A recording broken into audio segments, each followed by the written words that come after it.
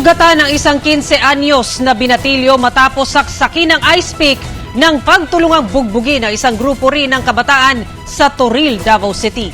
Ang rambol, nakuhanan ng video. Nakaalerto si Argel Relator ng GMA Regional TV 1 Mindanao.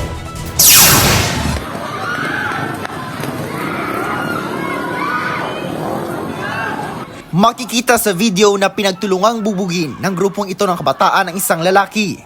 Tuloy-tuloy ang panggugulpi ng mga kabataan hanggang sa may umawat na sa kanila. Mabuti na lang at nakatayo at nakatakbo palayo ang lalaking binugbog. Hindi pa dito natapos ang kaguluhan nang bigla namang may pinagtulungang gulpihin sa kabilang banda. Nahinto lang ang pambubugbog nang may sumigaw na. Nangyari ang insidente sa Agton Street, Barangay Toril Proper, Davao City, alas 2 linggo ng madaling araw. While pauli na sila, natagbuan na niya isa ka grupo. Din ang kani-isa ni dool sa kani ato ang minor de edad nga biktima, no, gihapak ang liog sa katulong nga higayon.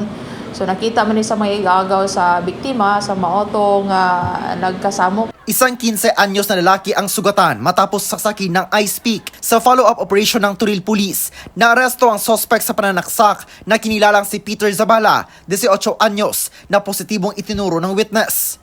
Ngunit itinanggi ng suspect ang paratang laban sa kanya. Nako sa basketball na to, nag-inom eh.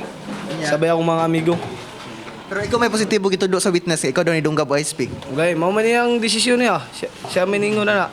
Ako jud, pero dili jud ako. Patuloy na ginagamot sa ospital ang minor de edad na biktima. Kasong frustrated homicide ang isinampa laban sa suspect.